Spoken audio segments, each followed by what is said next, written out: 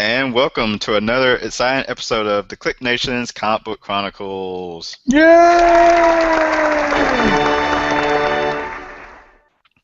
I am your host, Tim D-O-double-G, and tonight I'm joined by at PCN_Dirt on Twitter.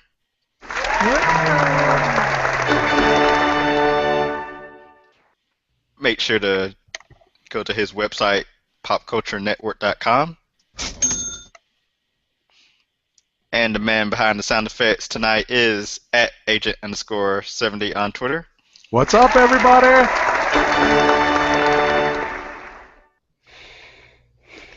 Agent 70 was at New York Comic Con this past week.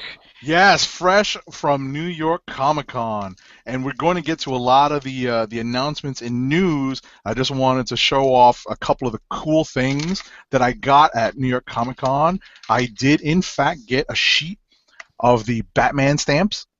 Ooh. I did get a sheet of them. I did run into the co-creator of the Fifth Beatle, the artist on the book, who worked with our former guest Vivek Tiwari, and he signed my copy of the Fifth Beatle.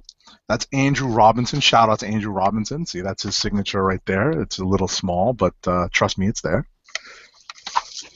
Yeah, you can see it. All right, I got lots of cool signatures. Trying to think of some of the other cool things I got. I may have to show those off in a minute. Not so much free stuff this year. There was a big rush for the free stuff. They received a lot of it for Kids Day on Sunday.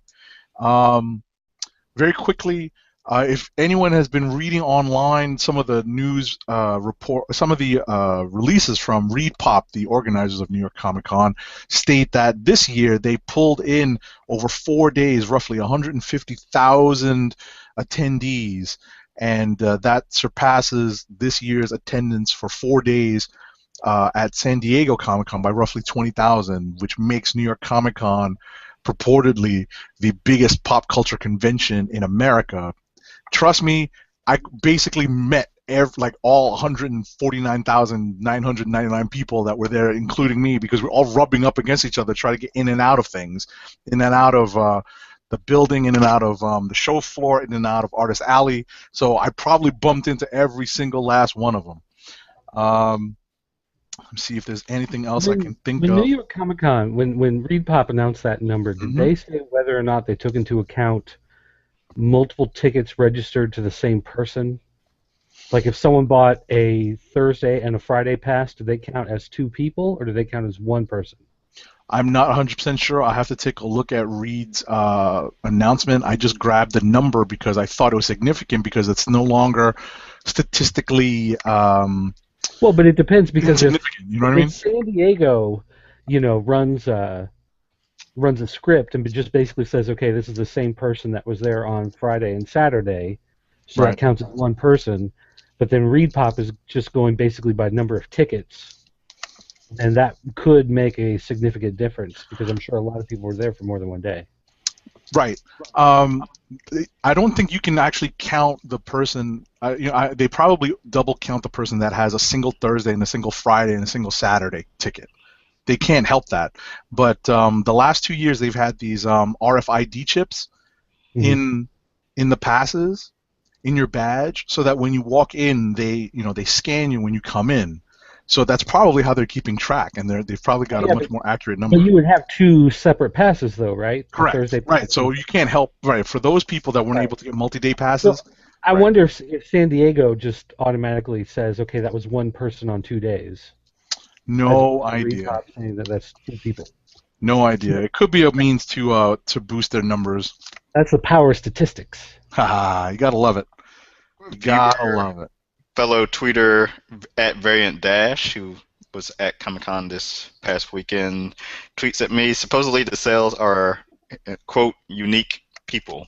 Right. Supposedly. Supposedly. Supposedly. Oh, here's something cool I did get. If you guys, for viewers of the show who tuned in last week, you saw that I prepared some business cards to hand out, and I did in fact hand them out to creators and publishers and creative staff at different at different booths. I did in fact meet DMC. I got a copy of his graphic novel. It's basically a trade paperback. Nice. His graphic novel signed. It's signed to me, to my secret identity. I'm putting it all out there for people to see. And I did hand him a card. I said, hey, I told him we do a podcast. I invited him on, and let's hope that he gets in touch with us. But it was nice to be able to hand out a card, and believe me, it was cool. It was pretty cool. Everyone was marveling at how good DMC looked, and the book's actually pretty good. See what else I got. Oh, you guys will appreciate this. I know you've been reading this, Letter 44.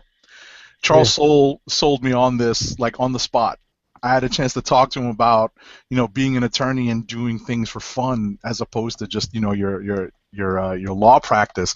We had a nice chat to the point where there were probably people online behind me, like, ready to strangle me because we were talking for a good, 5 to 7 minutes about, about just life and law. And he sold me on Letter 44, so I picked up the first trade. Nice. Is that a hollow foil cover? I think there is something reflective about this. My sunglasses are preventing me. Right, my sunglasses are preventing me from really being able to tell. But yeah, there is some shininess to this.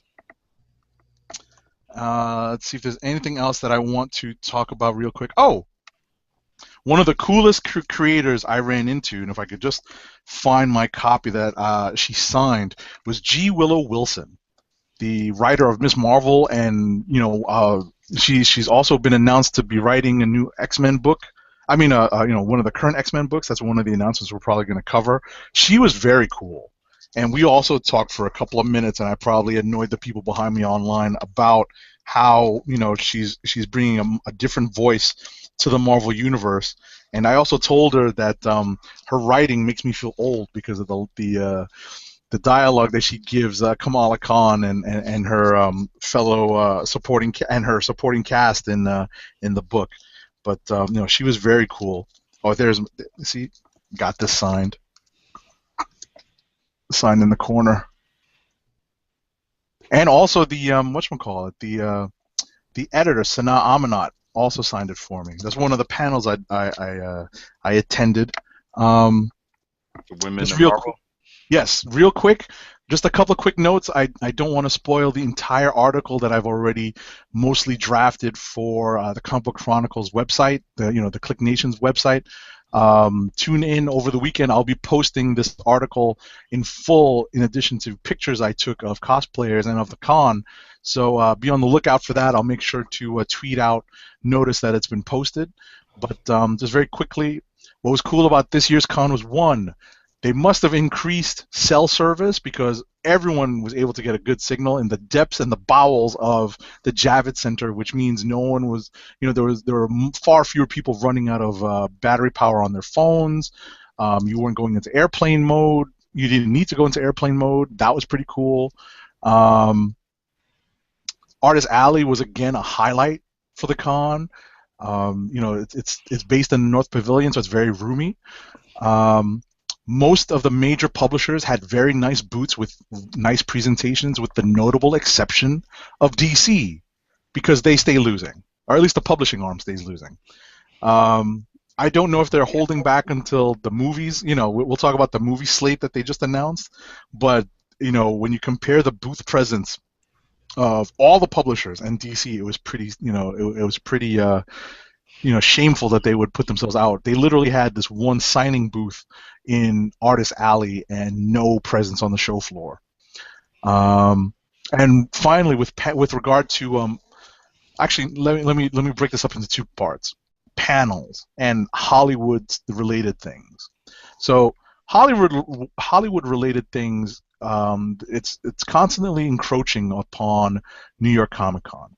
One, there were announcements for TV, Netflix, There were some movie things. If you guys were keeping, if you guys and the viewers and listeners at home were keeping track of New York Comic Con, you heard that was it Tomorrowland? Is that the movie that George Clooney is in? Yeah. Right. So George Clooney makes an appearance at New York Comic Con on Thursday. So seriously, if George Clooney's showing up, yeah, granted it's New York, but still he's showing up at New York Comic Con. It's pretty much a big deal now. If it wasn't already, it's a big deal now.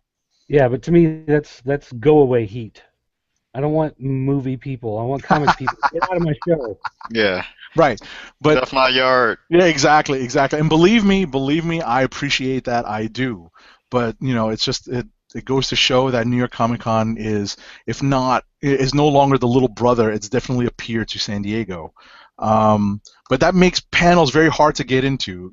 Throw in the crowds, the extra crowds, the increasing crowds that I was talking about before, makes things very hard to get into. So one of the things I have to do next year is we have to put our best efforts into getting press passes. And in terms of the panels I made it to a few panels. It was a little easier to get to on Friday. I made it to some of the Marvel 75th anniversary panels. I attended the Diversity at Marvel panel, which was pretty neat. I made it to the Guardians of the Galaxy history panel, and I also made it to the hip hop and comics panel, which was pretty cool because we had some hip hop luminaries show up, including the great producer Pete Rock. And that was pretty interesting. I'll have write-ups on some of these panels also in this article. So it was a good time. Definitely exhausting. I think next year I'm going to get a 4-day pass if I do not have a press pass, because you need now the full 4 days to take in the entire con, try to space out your experience, to give yourself time to shop on the show floor and go to panels and get your book signed and meet creators. It's a lot of things to do, and you have only 4 days to do it. This year I had a 3-day pass thinking, oh, that's plenty. It wasn't. It turned out to be not enough, and that's pretty, that's good and bad. It's good because it shows that there's a lot to do at the show, but it's bad because there's still so much to do at the show. Nice. So yeah, it was a lot of fun. As Agent 70 said, his post will be up on the website, so make sure you're following at the KLIQ Nation Twitter account, and of course make sure to bookmark thekliqnation.com. Let's do our plugs. Yes, so thekliqnation.com.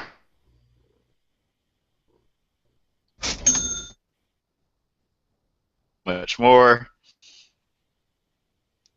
Ding. I was about to say you broke up on me. I had no idea what was going on. Oh, as I was saying, at thekliqnation is the Twitter account. TheKliqNation.com is the website where you can find previous episodes of the Comic Book Chronicles and comic book reviews. Like the Facebook fan page, facebook.com/TheKliqNation. Subscribe to the YouTube channel, youtube.com/TheKliqNation. Subscribe on iTunes and Stitcher Radio. Use the hashtag Comic Book Chronicles on your favorite social media websites. Remember, we record live every Thursday night, 9 p.m. Eastern Time. And we are a member of the Cold Slither Podcasting Network. You can find the whole network. You'll be joining us soon. That's right. And the entire network can be found at coldslitherpodcast.com. Yay! As we're joined by the cat. Yeah. This is People will tune in just for this. Say hi, Nikki. People. What's his name? This is Nikki. Nikki. Nikki the cat. She's the cat that I went to work one day, and when I came home, we had a second cat. That's not the same cat that also joined in on an episode not long ago, is it? I think it is. Okay. Yeah, Nikki likes the exposure. Yeah, my other cat, Molly, she hides, and she doesn't like to come out until it's like very late at night. Nikki will crawl and just like roll all over your face. As he's doing now. Is it he or she? He. She. She likes the spotlight. Yeah. She putting her face in front of yours, like I'm trying. Yeah, seriously. Let me get on this camera. For those watching the video. Oh, we've gone off the rails. We've gone off the rails. All right, we've got a lot of news to go through today, so yeah, let's get started. Let's do it. So we talked about attendance. Marvel is to celebrate 75 years with the primetime special on ABC later this year. Disney XD is developing an animated cartoon for Guardians of the Galaxy, and they released some test footage. Marvel officially confirms end of the Fantastic Four, at least for now. But yay! With the Fantastic Forever.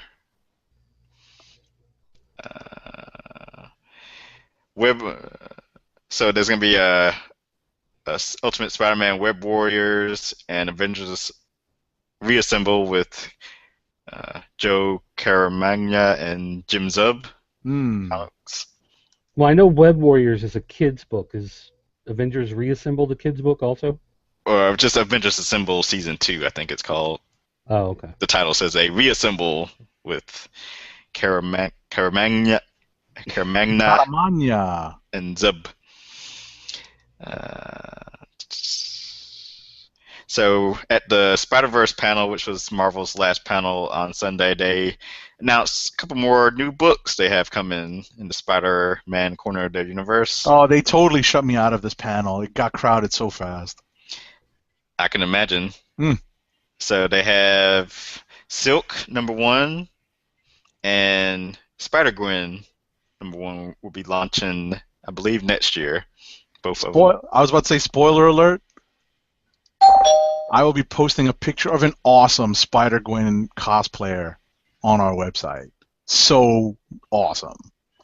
Nice.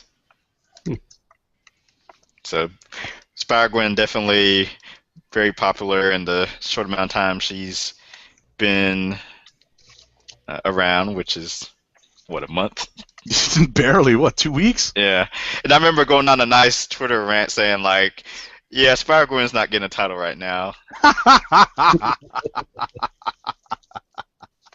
But I can admit... We're not laughing at you, Tim. I can admit when I'm wrong. Hey. There you go. I was wrong. See, I was going off of previous precedents. Because usually Marvel, they like to take their time with series and let things build up, but when the public demands it, they can switch course and... Yeah, that was definitely striking when the iron was hot. So if going off memory, Silk is by Robbie Thompson, who's No, Robbie Thompson's on Spider-Gwen. No, he's not. Oh, no, I'm Robbie Rodriguez is the artist. I'm sorry. Yeah. I'm thinking of Robbie's. My apologies. Yeah, I was getting confused with that too. So Robbie Thompson is going to be the writer on Silk, and he's a writer on Supernatural, or associated with Supernatural somehow. All right. And the artist is Stacey Lee. Nice. And Spider-Gwen is the same creative team from Edge of Spider-Verse #2. Jason Latour, Robbie Rodriguez, and Rico Renzi, colorist. All right. What did I leave off? IDW adds Spider-Man to its reprinted newspaper strip line. That's kind of cool. I don't know if you guys grew up reading that. I kind of remember that. The Sunday paper. Nope, we never had those in our local paper. Really? Yeah, they didn't do any of the superhero stuff. We never got any of that. Yeah. And keeping with IDW and Marvel, new Marvel Artist Select series will be coming from Marvel and IDW. And IDW is also going to launch Marvel's Avengers Fun Packs into Walmart, Toys R Us, Target, and more. Quantum and Woody Must Die from Valiant Comics. Really? That's the title for the next volume of their series from same writer James Asmus and Superior Foes of Spider-Man Steve Lieber. Okay. I think it's Lieber. Lieber. Dynamite's Legendary spins off 3 titles. DC Vertigo announced 2 new ongoing series from writers Tim Seeley and Gail Simone. Which are what? I have no idea. Hmm. Go look it up. Do you want to know what they are? No, not really. Okay. Cal Bornheimer cast in Agent Carter. Not sure who that is. Snyder and Jock's Witches gets a big screen option. Fresh off its #1 issue the previous week. So the Mark Millar deal going on that one. Yeah. Speaking of Mark Millar, he teased something on his website today. I heard that will be revealed next week. Some new series. He posted some pencil work for a new series and was having people try to guess what the book could be. He said it's an artist he's worked with before, containing like characters he's worked on before. Some people are assuming it's a DC book. So everyone go to his website and guess. Maybe it'll be the Ultimates. Ah. That universe could use a jolt boost. of Boost. Yeah, or to just close it off and finish it off for good. It's like they're keeping it open. It's like they're keeping it open just because everyone keeps thinking it's gonna end. We'll end it when we say we're gonna end it. I think as soon as they can find a place for Miles Morales in the 616 universe, that'll be the end of it. Yeah. After Secret Wars? Possibly. Which will... Maybe part of Secret War. Hopefully it's on here. If not, we'll mention it. Well, it was the first announcement from Marvel the entire con. Yeah, I don't know if I see it on here yet, but we'll keep going. Rosario... Well, actually, let's go ahead since we already brought it up. So Monday... Was it Monday or... Thursday. Yeah, Thursday, the first night of the con, Marvel had this big, huge announcement that they were hyping up on social media. The biggest news ever for them. Oh, was it Wednesday night or Thursday night? Whichever night it was. It was sometime last week. Mm-hmm. And so, of course, people start speculating, is it movie related? So, yeah, spoiler, they announced 2015 Secret Wars from Jonathan Hickman and Esad Ribic. 12 issues, baby. The first of many announced retreads. All tying together somehow, more than likely. Yep. Yeah, I'm not sure what exactly is going on. But isn't that kind of cool? It's kind of like, oh, wait, what are they going to do with what we remember? You know? I don't know. Part of it at the same time, though, it's like a good day to die hard. Yes, I agree with that. I agree with that. You know, it's like let some of these things just live on their own. Let's not keep going back to the well. Right.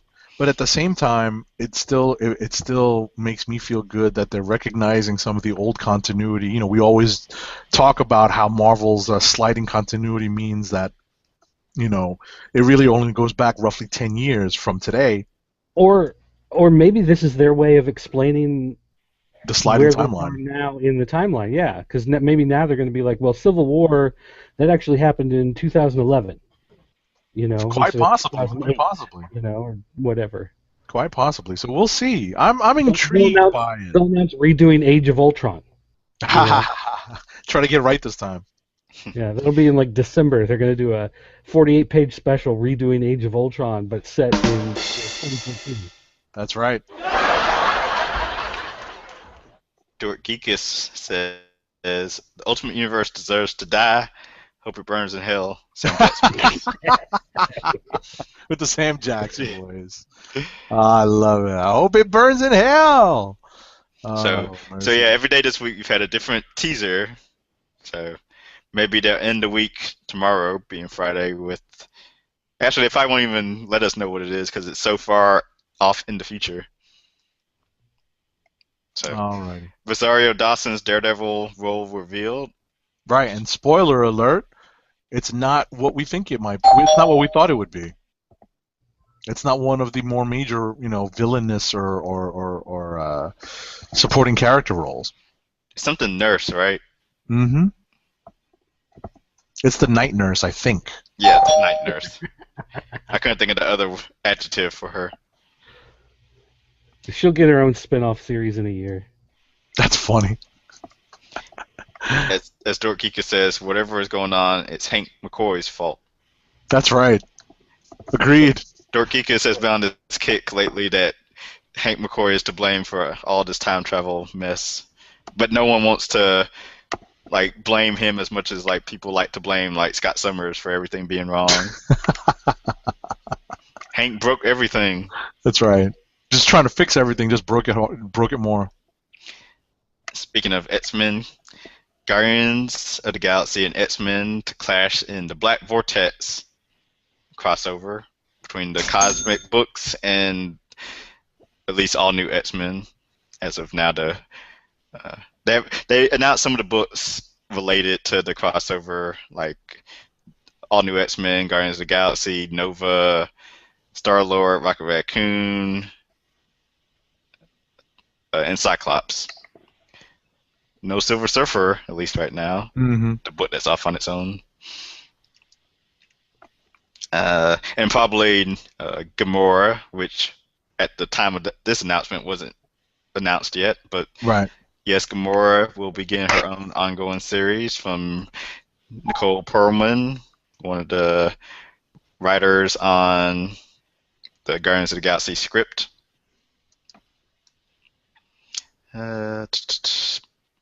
Peggy Carter returns in Operation Sin, and there was a new Star Wars comic unveiled. Nice. Marvel announces a weekly comic called Wolverines. Oi. And it's not a Red Dawn tie-in. What's that?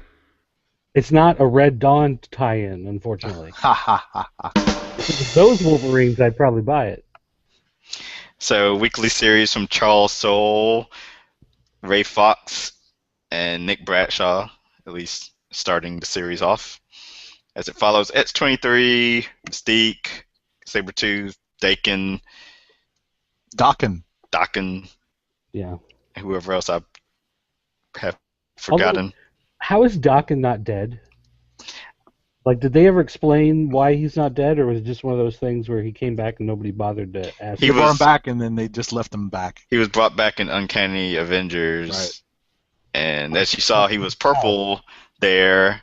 And then in the Logan Legacy issue, which we'll be discussing later tonight, he looked fine. He looked regular at the beginning of the issue, but then during his flashback, he's back being purple again. So maybe between whatever his single issue of Logan Legacy and then Logan Legacy #1, we see how he looks normal again. Convoluted, I know. Definitely. So brought back how? With a Death Seed by the Apocalypse Twins in Uncanny Avengers. Yeah, that's Remender mumbo jumbo. I quit. And yes, I agree with Dork Geekus. The Nick Bradshaw art is the only draw. And this is coming from someone that actually wasn't a fan of his work on Wolverine and the X-Men. It's gotten better, though. First Powers trailer was released, and there was a New York Comic-Con panel. Oh yes, new Ant-Man and Hawkeye comics coming in 2015. So Hawkeye Volume 2 is from Jeff Lemire and Ramon Perez, I believe. Hopefully I got that artist right.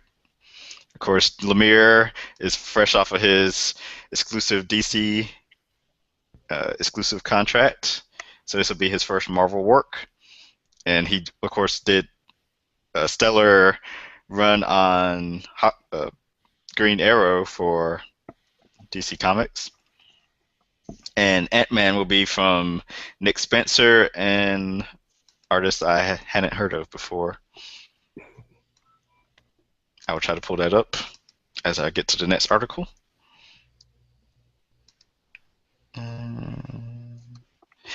Robotech and Voltron crossover from DC and Dynamite. Which this confuses the heck out of me. Which one does DC have the license Right. for? Well, Wildstorm did have the Robotech license for a while. But when they did the last Robotech Voltron crossover from Dynamite, there was no mention of DC anywhere. So I'm not sure why. I don't know if maybe DC just one day went, hey, don't we still have that? And then called up Dynamite and said, hey, you have to work with us on this now. Or what happened, I don't know, but yeah, I'm glad that you remembered that, Turt, because I hadn't seen this particular bit of news, and when I saw it in our recap news recap list, I was kind of confused by that. That's pretty crazy. I thought we just finished reading this. Yeah, and well, I don't know.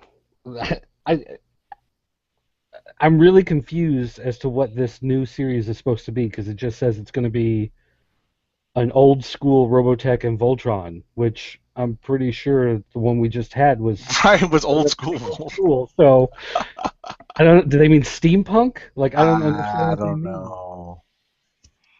That's funny. Alrighty. So let's see. So Daredevil. Okay. So Ant-Man from Nick Spencer and Ramon Rosanas. Okay. From Night of the Living Deadpool. And there's going to be a 19 variant covers from Phil Noto in the month of February. On one book? 19 books. Oh, okay. I guess is what this means. Yes. And there's a long list of them from IGN. All right, so what do we say? So yes, Netflix Daredevil panel. Yeah, that was actually pretty cool. They had a quick signing at the Marvel booth when I was there. I saw the cast. The lady that plays Karen Page is very, very beautiful in person. Vincent D'Onofrio, and his bald head is very, very convincing as the Kingpin. And the guy that plays Matt Murdock is actually, you're looking at him, in person. It's like, oh, okay, it actually works. I don't know if you guys saw pictures of the costume, or at least the prototype costume that hit the web. Mm-mm. Oh, where he's in the black ninja right. suit? Yeah. Right. There's some people who are worried that it's going to be the black costume that was from the Incredible Hulk Daredevil. Yeah, that's what I thought. That TV movie. I just have I have a pretty strong feeling that that's just going to be a prototype costume. Yeah, that's his in training costume. Mm-hmm. When Stick is beating him up all the time. Yeah, pretty much. Alrighty, what's next? What's next is G. Willow Wilson to write arc on the female X-Men book. Yes, I mentioned this earlier. This is a very cool announcement that she's expanding in the Marvel. She's expanding her repertoire in the Marvel universe.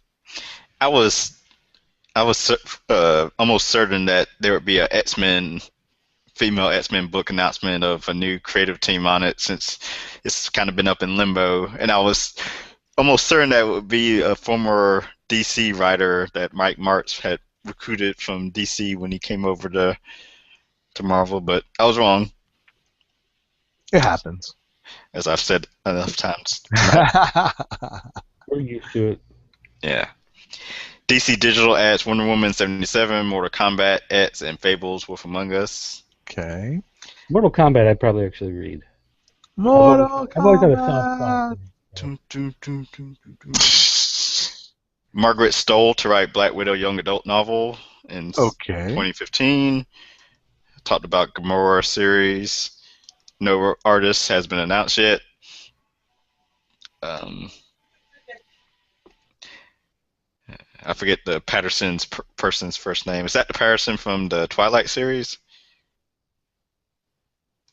I guess let me click the link and see. For what's the story? Yes, Marvel, the Maximum. So Marvel's launching, has a book coming out called Maximum Ride from a Patterson person. That's a familiar name. I just can't remember off the top of my head. And I've got the page open here, since it lets me scroll down.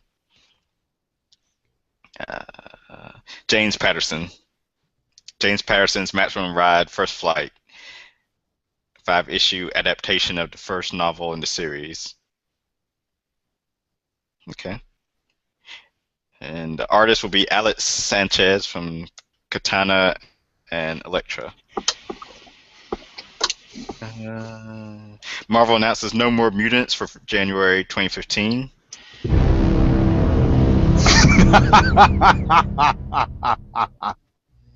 With Quicksilver and Scarlet Witch featured. And yes, big news, now some movie news. Robert Downey Jr. to join Captain America 3. You know he's getting paid. No, but paid to appear in that. That's why I hit the cash register first. But then I'll do.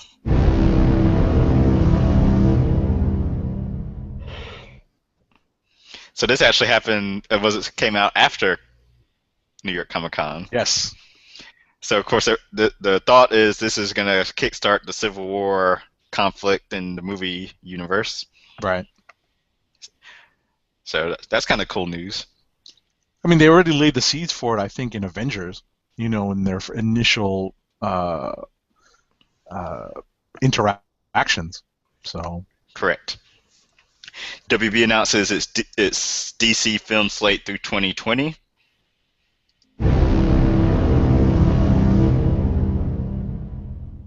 So you can find that on various websites. Oh yeah, it's all over the place. So the big takeaways: the first movie after Dawn of Justice is Suicide Squad, with a whole bunch of A-list talent supposedly in talks to play the characters. You know what's funny though? I think the biggest takeaway from this is that they're doing a Wonder Woman movie for sure. Yeah, that is the biggest.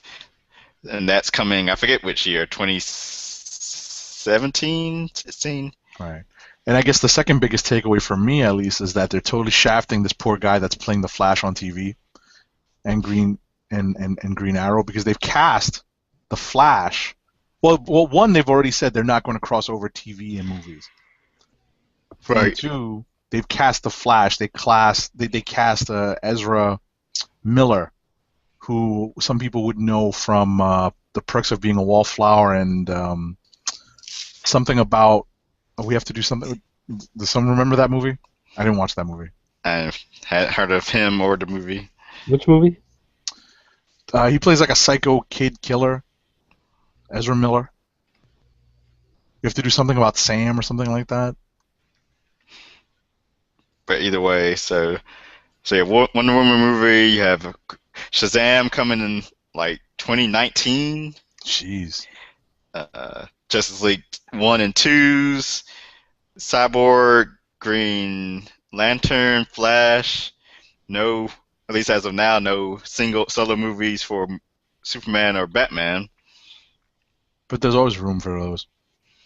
Yeah, that would bump them up to 3 movies a year, though. Yep. So just keep that in mind. Chop Cow launches its latest talent hunt search. Get out there, Tim. Oh, it's in the works. Nice. Break in the comments writing with Darby Pop at IDW script contest. I have to look at that too. For some reason, Channing Tatum wants to introduce Gambit in a different way. It's funny, like, since his series, all the series he stars in keep getting canceled, it has me wondering, will people even care about his movie? We shall see. Bots orders full season for Gotham. Are you guys enjoying it so far, Gotham? It's been background. How about you, Doug? For me, not really. I mean, that sucks because I literally haven't watched a minute of this show, and I want to try to give this weekend time to catch up on it. And I was hoping for the Dark Knight movies, you know, kind of on TV with that type of realistic feel to them, and instead I feel like I'm stuck somewhere in between the old Flash TV show from the 90s yikes. and some sort of bad drama. I don't know, like one of those like Scandal or Revenge or one of those type terrible shows. Okay. It's That's not just good. yeah, it does all of the things that I don't want shows like that to do, where like every time they're in a room, the lights in the room are a certain color. So it always has that comic book panel type feel that always Mm. on TV, where it's like they go into a pharmacy and for some reason all the lights are green, and then they go into the nightclub and all the lights are red, and then they go hello, and it's not just like it's not natural light, like they actually put filters on these lights, so it has that comic book panel like coloring to it, and it just always looks so bad. And there's always smoke coming out of every manhole cover.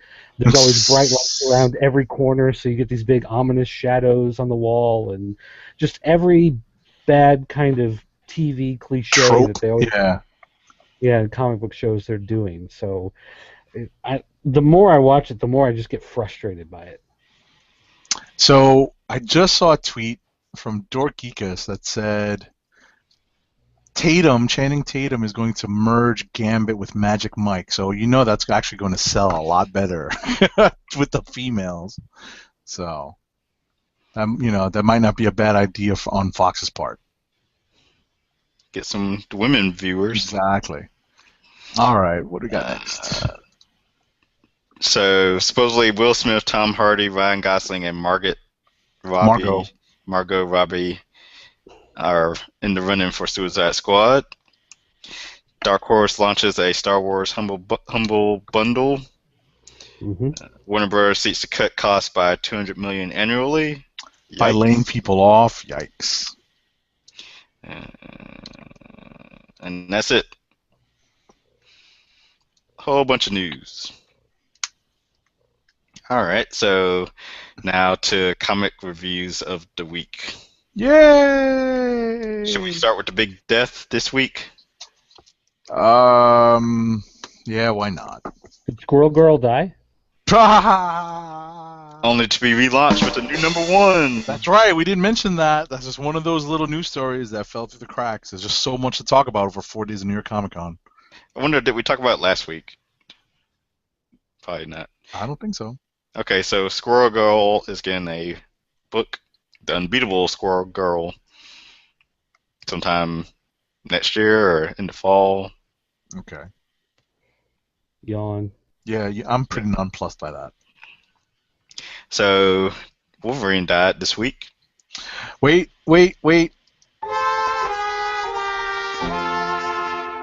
So sad. Sad in many ways, other than the fact that Wolverine's supposedly dead. All right, so you want to may I hit the spoiler bell and we'll just start yapping about it? Go for it. Warning, we're going to spoil the hell out of this book. Hey, you're not missing much. But there's not much to spoil. Hey, Wolverine dies. Yeah, right? Oh! So, how could you spoiling bastards? All right, so basically what, he finds the doctor behind the Weapons X program. Right. And he's getting ready to experiment on a bunch of new people. Mm-hmm. And he's going to pour adamantium into their bodies to coat their bones, just like they did Wolverine. Right. So Dr. Cornelius makes the mistake, though, of trying to lure Wolverine back to try to steal or borrow his healing factor, and surprise, surprise, surprise, he doesn't have it anymore. So Wolverine goes nuts on the machines and gets liquid adamantium poured all over him in order to save these innocent people. But he diverts the adamantium from hitting these innocent people. Yeah, so then he becomes like the toxic monster at the end of RoboCop, and he wanders out into the sunlight, And the Doctor's been hit by shrapnel, so he dies. And then Wolverine, as the adamantium cools and hardens, falls to his knees, stares at the sun, and dies in a cocoon of liquid metal. Right, encased. I would say preserved. We were having this discussion prior to the show. I think Soul left Marvel and out in the sense that I think Wolverine's going to be perfectly preserved inside this cocoon, inside this encasement of adamantium. No air in or out. Perfectly preserved. He's in carbonite. Yeah. What can you do with him, though? Well, you can't get him out. Ah! What difference would it make, though? I mean, if he's perfectly encased, well, so what? He doesn't have the healing factor, so he's still dead. He's just mummified, right? So are all these like series and the weekly series spinning out is going to be like his benefactors trying to protect his body encased in the adamantium? Supposedly there's a series coming that's Captain America and Deadpool, and they are charged with guarding his bones. Which, of course, leads to the question, how did they get his bones if he's encased in adamantium? Maybe they're protecting his statue. So, maybe they're protecting this glob of adamantium, right? In a Wolverine shape. But apparently that is going to be one of the series that's coming. Well, yeah, or it's not a series, but a one-shot, right? Well, miniseries, one-shot, I don't know. But, yeah. So Captain America and Deadpool are guarding his body. Why? I don't know. It's not like it's a factor for them to pull from his corpse, or does he have gold teeth that they're trying to keep grave diggers grabbing? I don't know. That's funny. So yeah, we all thought it was anticlimactic. Pretty much. Although I have to tell you that, as a long-time reader of Wolverine, the series itself, I recognize a lot of the characters and a lot of the scenes that Soul kind of retraced his way through over the 4 issues, and that at least was cool. But I don't think the story lived up to the hype. I don't think the story was, it's been dragged on, and it's kind of nice to get closure, but it just wasn't, as you said, it was just anticlimactic. It didn't have very much oomph behind it by the time we got to the end. Well, part of my problem was the fact that he didn't die saving Kitty Pryde, or saving Jubilee, or saving Storm, or saving somebody that meant something to him. He went in and saved a bunch of people you don't care about from having something done to them that, as a reader, you're like, oh, this is kind of cool. They're going to make these new ones? What? It's not about ethics and morals. It's about storytelling. It's not like these are real people getting experimented on, so go ahead. And so he stops what could have been interesting. And so really you're just kind of left at the end with, why did I care that he sacrificed himself for this? Because as a reader, there's no real reason for me to be emotionally invested in what he's doing, other than the fact that they're killing off, supposedly, a popular character. The underwhelmingness of it was kind of foreshadowed, just because it was how the series had been going on. Like, it was only 4 issues. Each issue was kind of like its own kind of like mini story. Didn't really leave much for like a big, dramatic, grand death, at least in my eyes. So it wasn't too alarming. I just want to see how they were gonna do it. Yeah. So not only was I underwhelmed with it, but now I have absolutely no excitement for the 9,000 spin-offs and follow-ups and tie-ins that they're doing. I'll read them. I may not pick them up. Yeah. Yet another weekly series that I'll try to keep up with at some point. So, Death of Wolverine, and then spinning right out of that was Death of Wolverine, Logan's Legacy #1. You guys read that? I did. Nope. What'd you think? I'm sorry. I It looked at was the artwork and I thought, not reading that. yeah, the artwork wasn't the best, but Really? it basically brings all of the people on the cover there that you see if you're watching the video podcast. Sabretooth, Mystique, Daken, X-23, and Lady Deathstrike. They're all captured by some guy that we don't know, and I don't remember his name right now. Oh no. Actually, he doesn't give his name. Yeah, that was the main point. He didn't reveal his name, except you see him at the end, some guy in that red mask. But they're all recruited for something, and then they're all put in a cell together, and they're basically talking about how word on the street is Wolverine's dead, but no one knows for sure. And each of them, so basically, this is a 7-issue series. I'm assuming. Let's see. I'm assuming issues 1 and 7 take place like back to back, but then issues 2 through 6 each star one of the people on the cover, and there's like references to stuff that happened in issue. Like they say, like to see what happened to Mystique, read Logan's Legacy number 5, or see what happened to X-23, read Logan's Legacy number 2, and stuff like that. So basically, I was like, it was driving me crazy. I was like, how am I going to read something that hasn't happened yet? But so those stories take place before issue 1. That's the only hook they have to bring you back to read the future issues. Is the hope that it will explain what happens in the first one. Mm. So that's Logan's Legacy number 1. That's awful. That's awful. What else? Axis. Oh, yeah. I know. Hey, I will say at least I liked this issue a lot better than number 1. I have to give you that. I agree with that. The first issue I think just had the wrong tone, and to me it just felt like, as someone who wasn't familiar with what was going on with X-Men and everything, a lot of stuff just seemed to come out of nowhere and had no purpose, whatever. But now that that's all been established in the first issue, we get to the second issue, I think it flowed a lot better. It made a lot more sense. It still just feels like this random battle with these giant robots and a giant red skull that just seems like the wackiest, dumbest, like the boss battle at the end of the arcade game, or something like that, where it just seems really ridiculous, and I'm not sure why it's supposed to be this big deal. Right. But I will say, if you read Magneto this week, Magneto does show what happens in the middle of this book when Magneto disappears and then reappears at the end.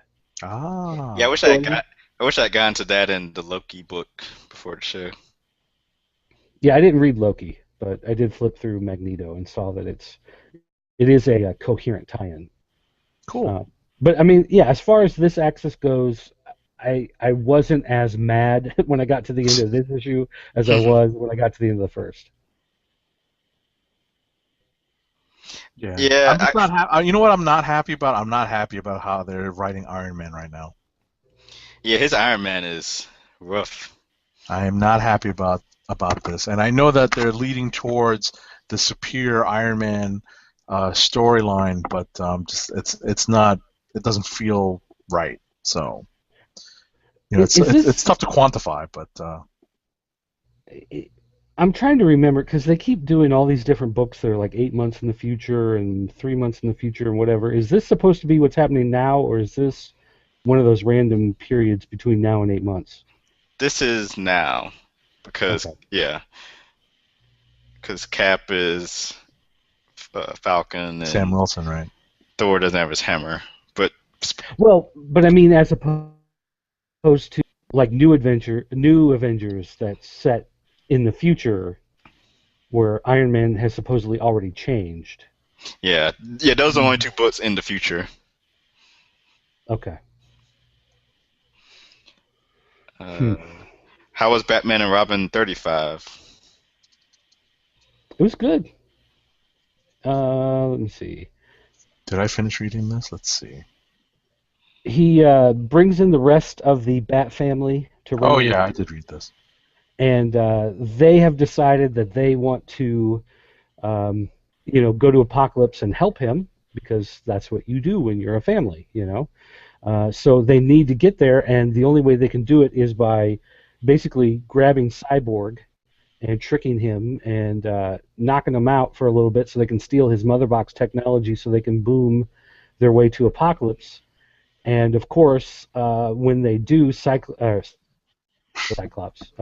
wakes up and going to follow them through just basically to see what the heck is going on and try to keep a handle on everything. And so you've got Red Hood, Batgirl, uh, Grayson, No, it's Red Robin. or Red Robin. Yeah. Well, I keep wanting to call him Nightwing, and I know that would help. Red Robin. And so they all boom their way through, while at the same time Bruce has found his way to Godfrey, and I manhandling all these parademons on Apocalypse, where he's willing to do what he won't do back in Gotham, because these things are pure evil, and they are sacrificing people and throwing them into the feeding pits or whatever. So he has absolutely no qualms about tearing them apart and throwing them off cliffs and everything like that. So I enjoy the way that he's much darker in this storyline compared to a lot of the other ones. Yeah, yeah. I mean, this is all or nothing for him, and they're really playing it as if this is one of the most important things that the character's ever gone through.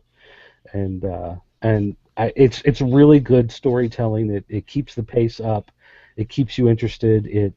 It's bringing together all these different corners of the Bat universe, and so I've just really enjoyed it. All right. I mean, you enjoyed it much more than I did because I was kind of taken out of the story a little bit with there's this one scene, spoiler alert,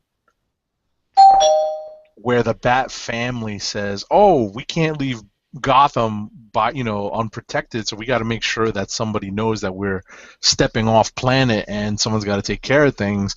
That particular scene, I don't want to spoil everything. That particular scene took me completely out of the book for the time that I was reading, and I was like, "Wait, what's happening? What's going on? Why is this important?" You know? So conversation with that character says, when they say we're leaving, that character says, "Well, I'm sure Batman can take care of stuff." They're like, "Yeah, well, he's gone too." right. That character didn't know about any of the stuff going on. So I guess it's just a matter of storytelling and just covering this particular base. I thought it was unnecessary. Mm. So, but I mean, I enjoyed it otherwise. But that particular, I think it's one of those things that if they didn't put a scene like that in there, somebody on Twitter would go, "Well, hey, how come they all just left Gotham without letting anybody know where they were going?" It's fan service now. Okay. Goodness. Alrighty, what's next?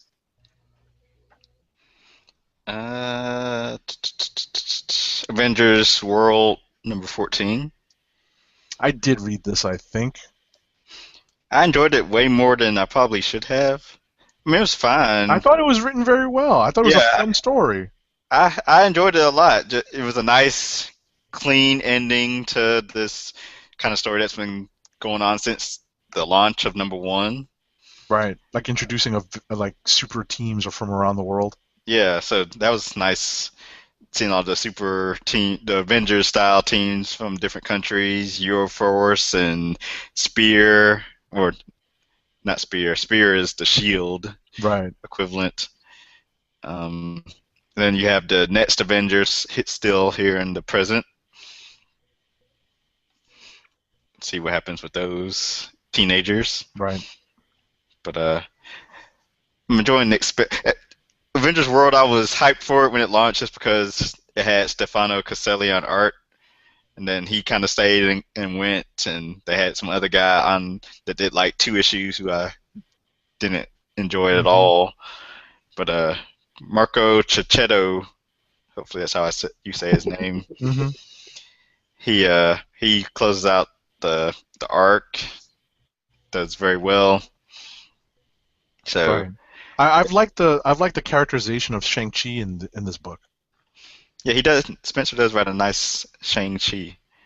And there's a couple of scenes with Shang-Chi in this book that are really cool, and some of the commentary from Maria Hill, talking about show me a giant Chinese man doing kung fu on a dragon. That I kind of laughed out loud reading that on the subway. So I thought that was a pretty good line. I give Spencer a lot of credit for writing a couple of nice little quips. Yeah, Spencer's one of those guys I'm starting to root for now with this Superior Foes ending. He did Oh, great with that was that. awesome this week too. With that and Avengers World still going on, and then the Ant-Man book upcoming.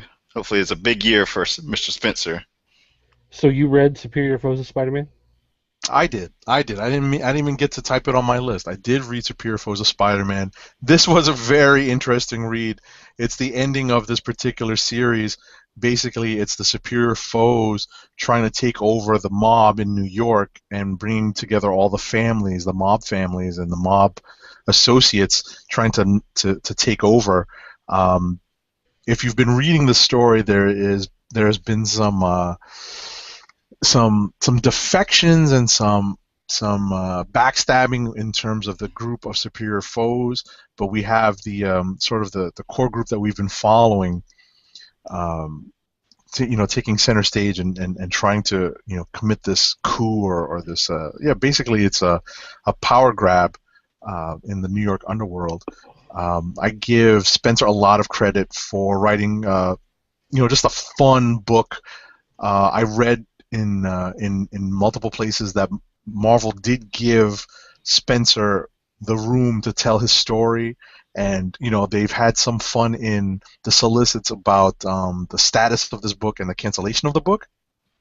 But my understanding is that they gave Spencer enough time and enough room to tell the story he wanted to tell, so it hasn't been canceled prematurely. But he was, and so to his credit, he was able to tell the story he wanted to tell, and it's a lot of fun. It's a lot of fun. There's a lot of great gags in here too. You'll laugh. There's a Kiss the band reference in this that will make you laugh if you recognize it. Let's see if there's anything else. Oh, and lastly, if you're a fan of a certain baseball team in New York City, like I am, that's not the Yankees, there's a nice little send off on in this book based on that team as well. So tune in if you're a fan of the New York Mets. All right. Mets. Yeah, when you get to the last few pages, you'll see what I mean. Mm-hmm. Trying to think of what else came out this week. There's a ton of stuff that came out this week. Not all of it was good, though. That's the problem. Miles Morales, Ultimate Spider-Man, #6. Sure. This was a lot of fun. Yes. So, typical Bendis issue. Yeah. So lots of suspicions about the returning Peter Parker and whether or not he's a clone. We get one of the cool things about Bendis and the way he writes and the way New Marvel is written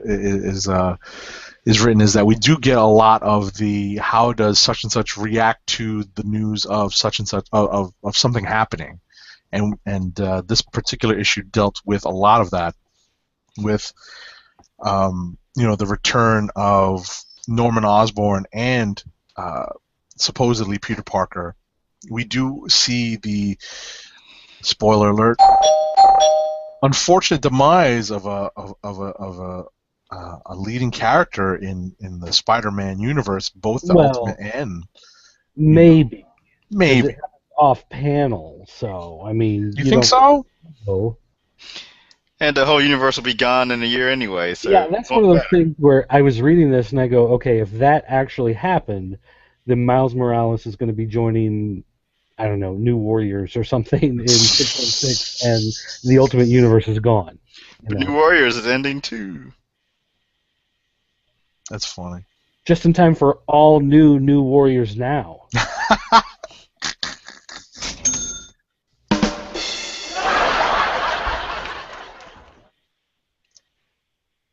That's funny. But Peter Parker tries to explain how he's still alive. Not Not well. Spoiler alert, doesn't do a good job, really. And it's also one of those where his story of what happened could mean pretty much anything. Mm-hmm. I mean, because he doesn't know himself. It's a room, it's empty, all the computers are wiped out, nobody's there. It's just like, oh, come on. Yep. That's one giant MacGuffin waiting for a retcon somewhere down the line. So it's basically, I wonder if it means basically anyone with the spider formula in their system can't die, aka Miles. Because Norman Osborn is alive, can't die, obviously. Right. Peter is alive somehow, can't die. I wonder if that means the same for Miles. Okay. Remains to be seen. That just came to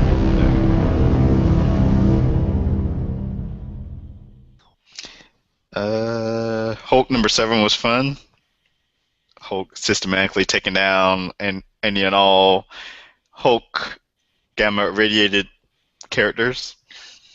So did they cancel Hulk and Agents of Smash? Nope. Season 2 started. So what the hell are they doing in this book? They're decimating the Agents of Smash. Yeah, that's a kid's book. That's a comic with that in it.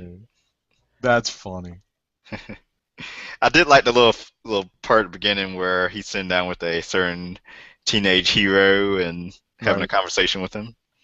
Although I want to know, when Hulk runs across Scar, why does he say, "Oh, hello, Scar, son of Hulk"?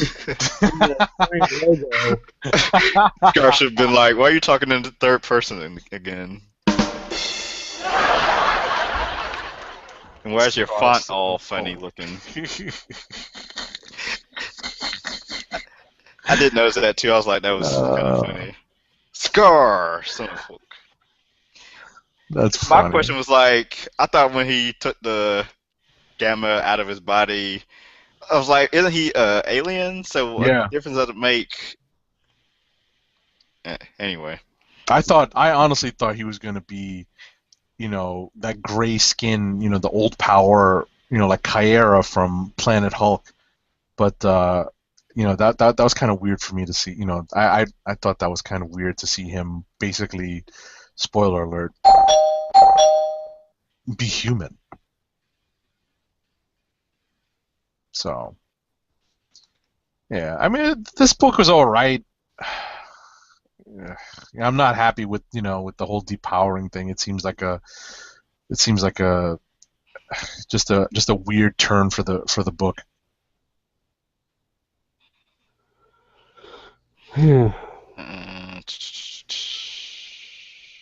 New Avengers 25 had the Illuminati doing things.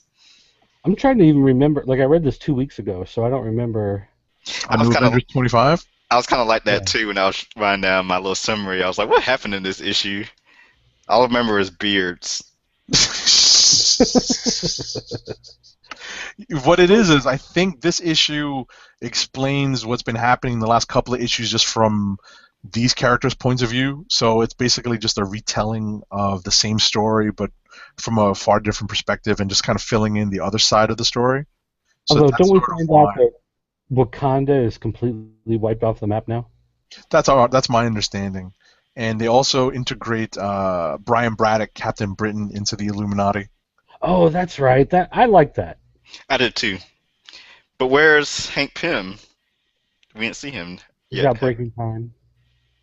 Hmm? Oh, no, wait, that's Hank. Never mind. Anyway. Wait, okay, so they've got their secret base that they're hiding in. They can't jump, otherwise it'll give away their coordinates. Right. You know what was cool about that secret base, though? That was from the Shields. That's right. Yeah. That was pretty cool. Which I need to go back and read. It's not finished yet, but yeah, you can go back and read the 4 issues of the most recent edition, a volume of it. I like Amadeus Chow using a line from The Rock from his old WWE days there. Well, you can take that sandwich and you can stick it straight up your candy.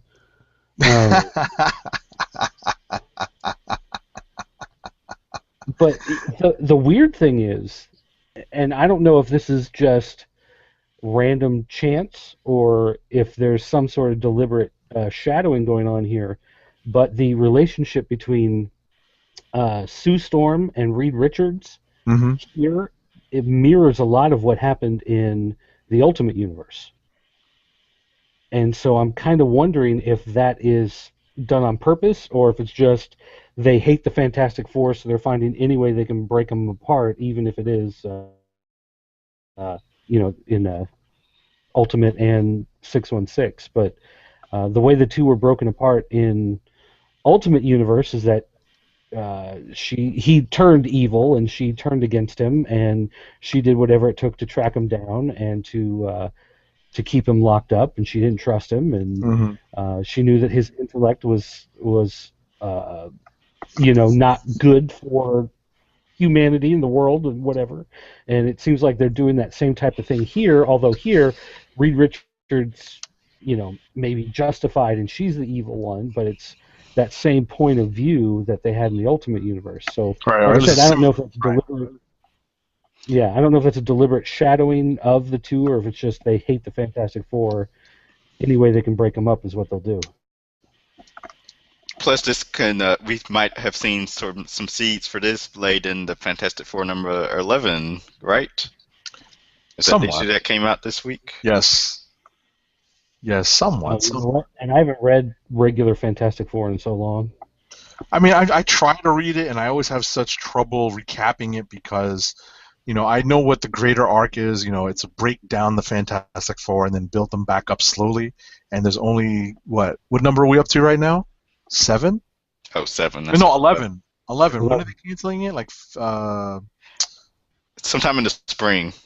All right, so they still got a good number of books left to try to build up the Fantastic Four and put them back in their blue costumes and, reunite them so that they can send them off with a bang, or at least the book with a bang.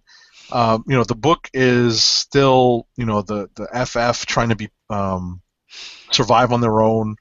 Wyatt Wingfoot and She-Hulk get together and say, look, there's something going on with the Fantastic Four. Someone's out to get them, and we figured out something's going on that's affecting the 4 of them. And there is an appearance at the end by your friendly neighborhood Wallcrawler, and another appearance by an archer who bears a very strong resemblance to a character from, where's the spoiler alert? The Heroes Reborn universe. And the final page, the final caption in this book is next, Heroes Reborn, ? So we'll see where that goes. Honestly, FF, I feel like Tim when he says, well, they announced that they're going to cancel, so I don't know if I want to read it anymore. You have to see how it ends. Right, but I'm such a fan of the characters that I may just stick it out. Thank God for our show that forces me to read some of this stuff, or else I would never pick it up. All right. Anything else? Anyone read Ms. Marvel number 9? Not yet. I had a lot of fun reading this book. I'm having a lot of fun reading Ms. Marvel.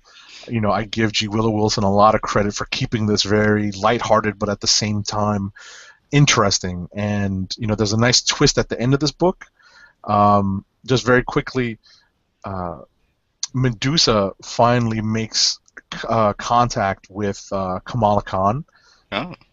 Last issue, she dispatched Lockjaw to kind of be Kamala Khan's companion, but Medusa in this issue reaches out and makes contact, and it's just a very, listen, Alphona is hitting on all cylinders.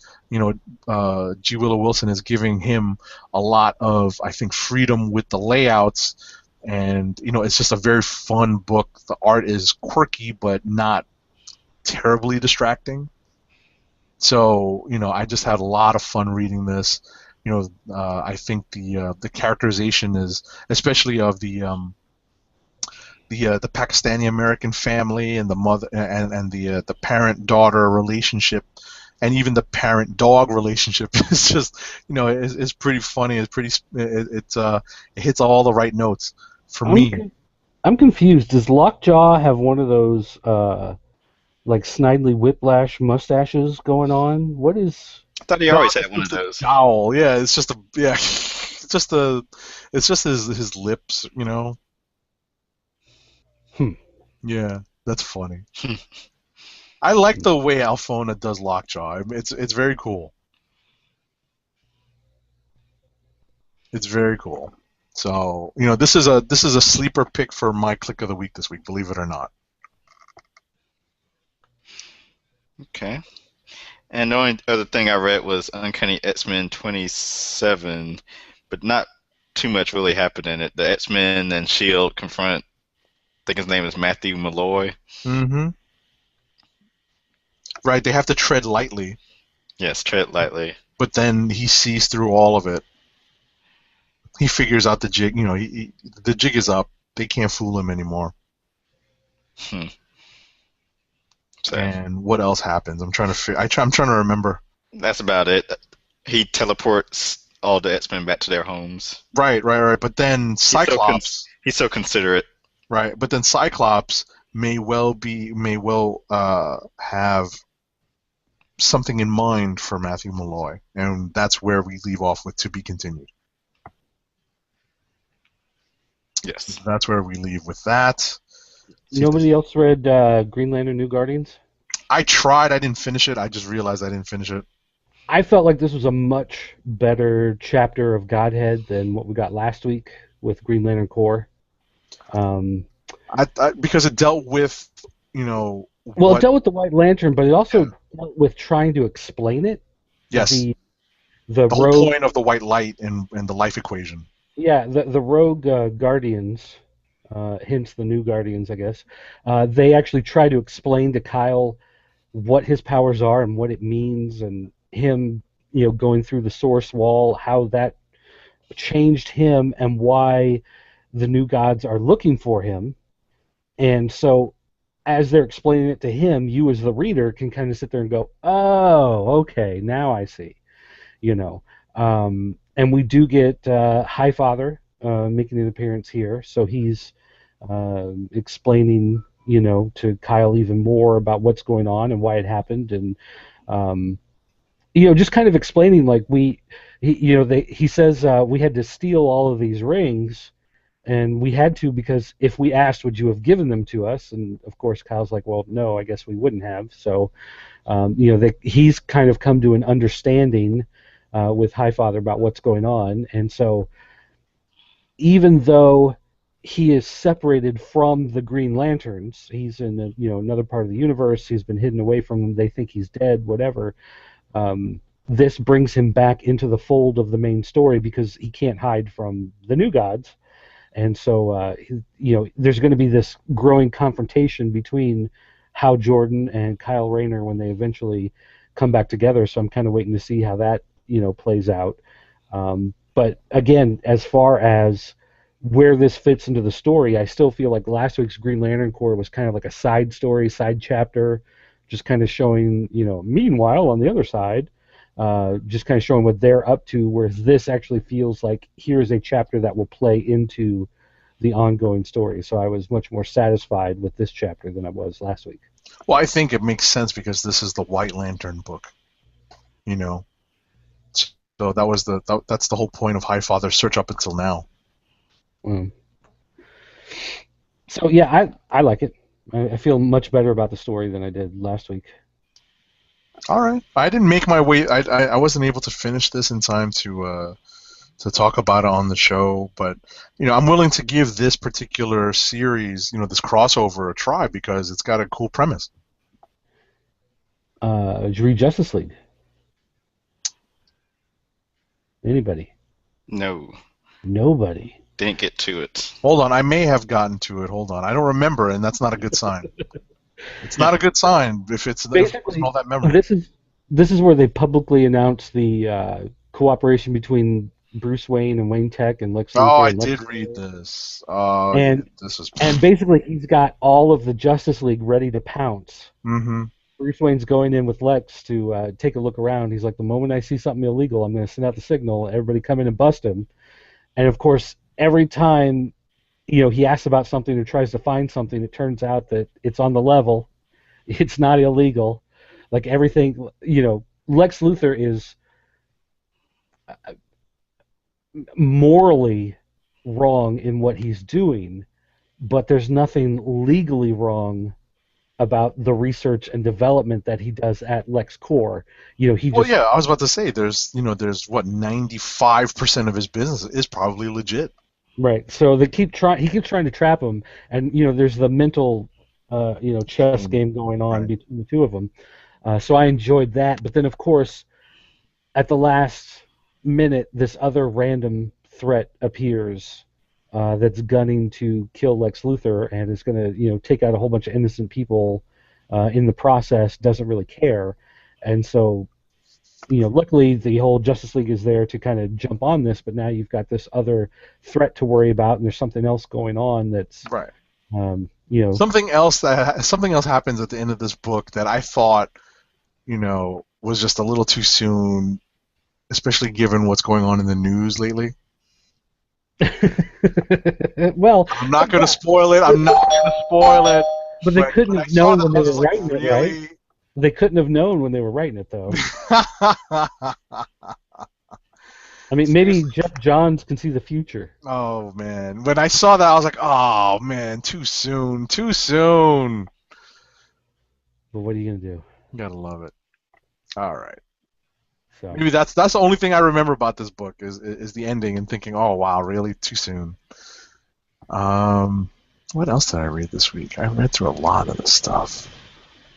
Storm number 4 was a Death of Wolverine kind of tie-in.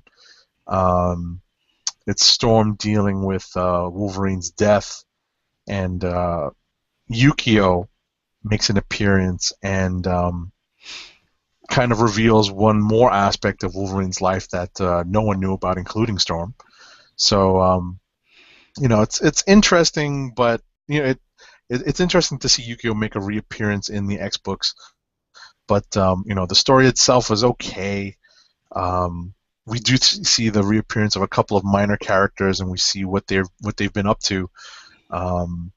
Moses Magnum being one of them. I was kind of interested. It was kind of interesting to see him make a minor appearance in this book.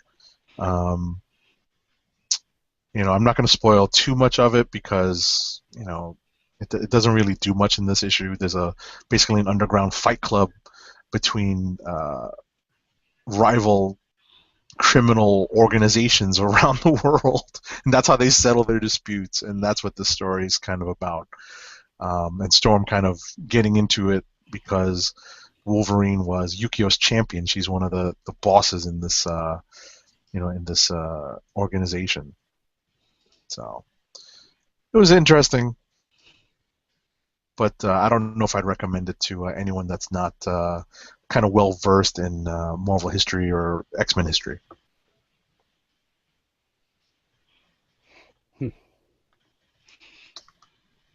Clicks in the week.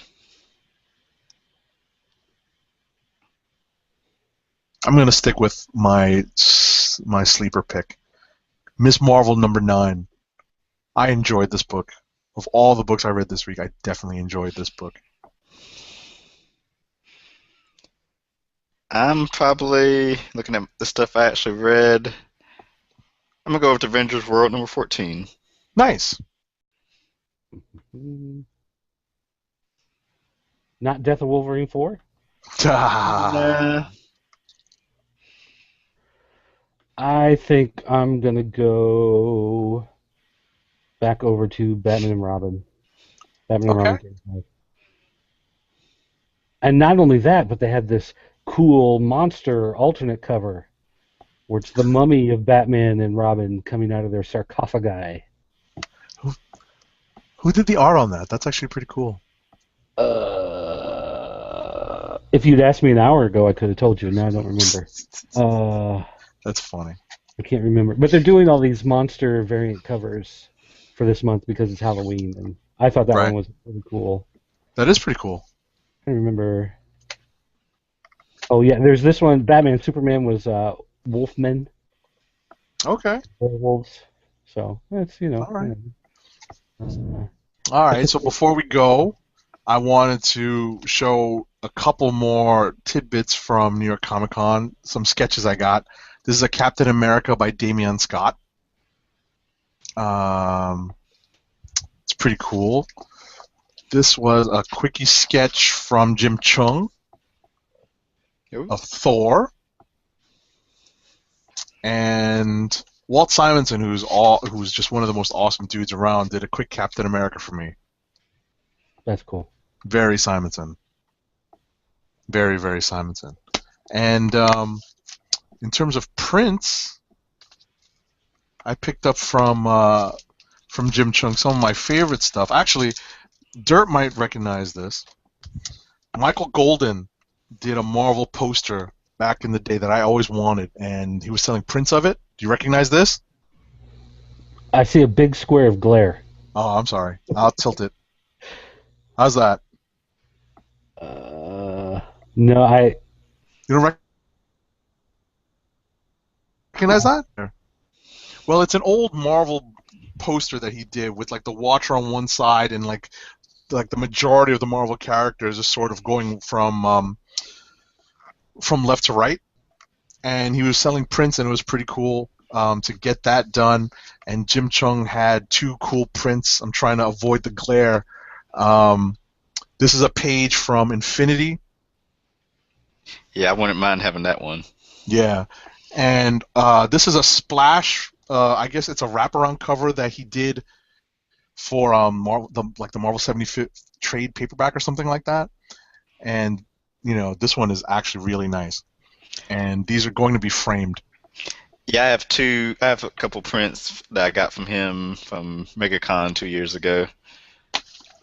One of them was a page from the Avengers versus X-Men? No, Young Avengers. Oh, Young Children's Crusade, and then yes. the new black and gold Iron Man.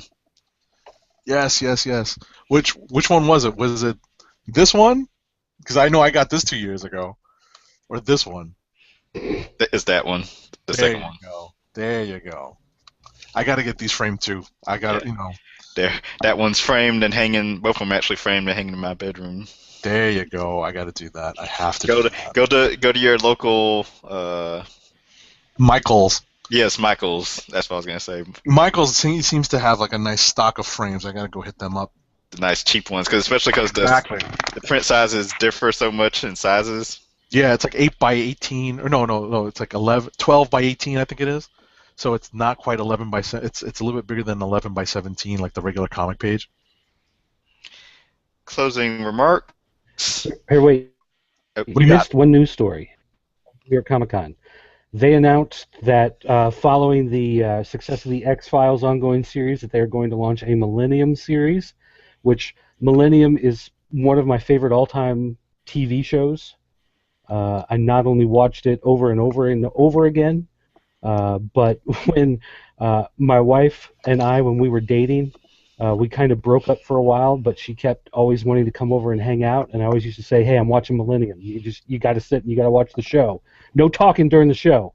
And so I always used to sit and watch Millennium, and they're going to relaunch it from IDW, so I'm really looking forward to this. Congrats! I'm glad to hear that they're bringing something back that you really want to read. And so actually next week's issue of X-Files is going to be his first return, the return of Frank Black in that X-Files issue, and then leading into this series that's going to launch next year. Cool. So there you go. That's awesome. That's good news for you, Dirt. I love it. That's awesome. I have never seen that show, but good for you. You know what I'm saying? What? All right, you're out of my will. You can make sure to follow Dirt on his Twitter account at PCN_Dirt, and go to popculturenetwork.com Follow myself at TimDOGG98 and at the KLIQ Nation. Agent 70 is at Agent_70. RoddyCat is at RoddyCat and at News Nerds Need. So I will more than likely not be on the episode next week, but I may be hitting up Classic Material to see if he would like to fill in for me and run hosting duties.